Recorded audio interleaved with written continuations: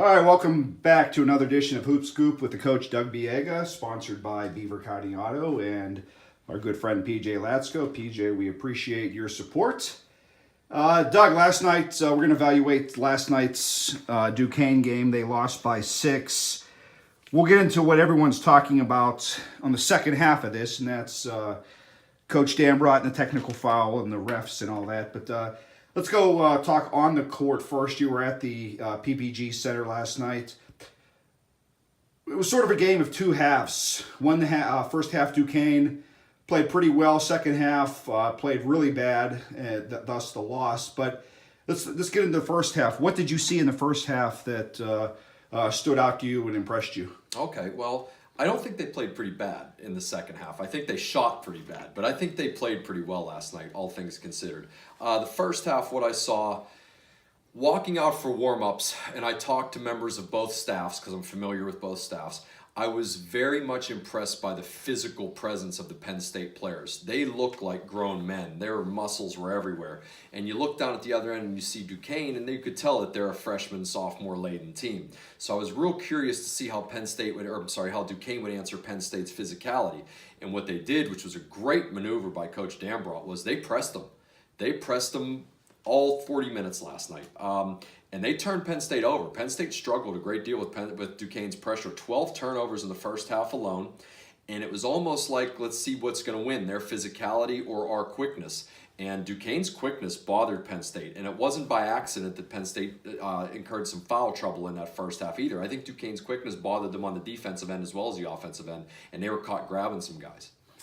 Second half, there's obviously two things that obviously stand out. Duquesne's shooting percentage, and also the way, as you alluded to, maybe it was just Penn State's physicality wearing them down, and the way they attacked the boards and got the offensive rebounds, which is a killer when you play defense and you give up that offensive rebound. Was one thing bigger than the other? Or was just a combination of? And what did Penn State do defensively? Did they do something different in the second half to hold Duquesne to such a low shooting percentage? They did. They switched it up a little bit. They went with a little bit more zone in the second half because of their size and because of perhaps of their foul trouble. And they still ended up with some key guys, Reeves with 4 fouls late. It's odd to see strength and weight wear on a team, but I'm used to seeing quickness and depth wear on a team. But I think Duquesne's strategy to press Penn State did not work to wear them down because of Penn State's foul trouble, if that makes sense. Because some key guys, Reeves and in particular Reeves and Stevens, they sat so much in the first half because of foul trouble that they really didn't have a chance to wear down physically under Duquesne's pressure. Whereas I think that Penn State, 18 offensive rebounds, I think their physicality did wear on Duquesne a little bit, and I think that affected their shooting. You're in there boxing out these heavy guys, and Penn State has a heavy team. Even Watkins, who's nowhere near ready yet, is still a big guy.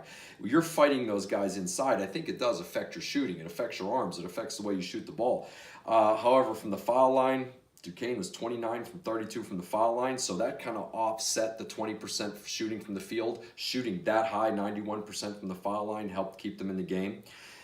Penn State made a run, threw a knockout punch, but Duquesne answered. Dunn Martin made a beautiful steal at midcourt, picked the freshman from Penn State clean, went down, got an and one, gave Duquesne the lead back. So they answered the bell. I mean, that was a really good game from Duquesne. When people look at it as a loss, quite obviously it is a loss on the scoreboard, but I think Duquesne earned a great deal of respect by the way they played last night. I honestly think they played and coached their butts off last night.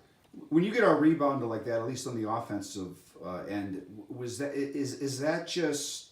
What's that a product of? It's not scheme, it's personnel. I mean, it's quite honestly personnel. They were just bigger, taller than Duquesne was at those key positions. You're looking at, Watkins is a big man. Stevens is a big man. And they're going up against freshmen, sophomores fighting real hard. And Duquesne battled, man. They fought tooth and nail. So it wasn't anything schematic. It was just, the Moes and the Joes. One player that continues to stand out before we get into the end of the game, and it just still blows my mind, is Sincere Carey. He's a freshman, technically, but he sure as heck doesn't look like a freshman. Oh, wow. I mean, I said multiple times to the people sitting around me last night, this kid is playing a phenomenal floor game. He had the points, but the passes he was making, the handling of the pressure, the hounding of the Penn State guys on the defensive end, because he was actually matched up against a freshman too. And that was the one physical matchup that Duquesne had the advantage, was with Sincere Carey. He was the more physically gifted of the two guys in that matchup. I'm enamored with the kid, and you and I spoke a little bit earlier off camera. More credit to Coach Dambrot. How he found this guy when no other D1 offers were really coming to the table for this kid. You really have to tip your hat to Coach Dambrot and what he saw. He found one in this kid. He found a dog. All right, now we're going to get to the end of the game here.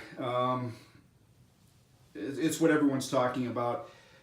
You're, aside from being a head coach, you evaluate officials. In that situation, game is tied. First of all, the call was, a 50-50 call, but I guess as Dambrot alluded to, he was more upset with the fact that they didn't seem to get any of the calls in the game.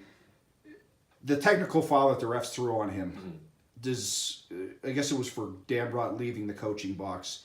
Is that just he can't do that, or is that a mistake on the ref for not recognizing the situation of the game? All right, let's take it in sequence. First of all, the call against Duquesne. If you watch the highlight, you could almost see Stevens push off with his right arm to create that space to go in and get the blocking call. So I think he kind of got away with an offensive foul before the contact under the basket.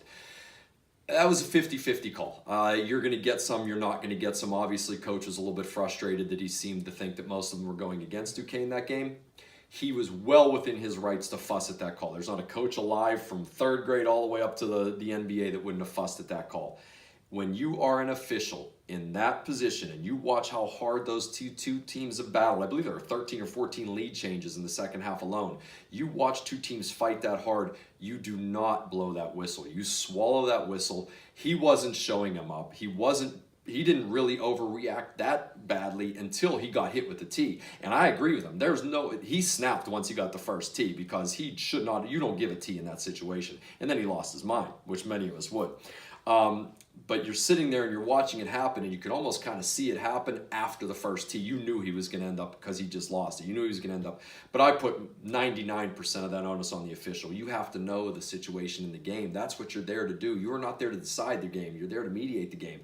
And, he wasn't going bananas before that first tee. And I really did not think the technical was warranted, because that essentially, as a referee, you're giving them 4 free throws with 5 seconds to go. They could have ended the game right there. I don't think you want to put yourself in a position to make that call.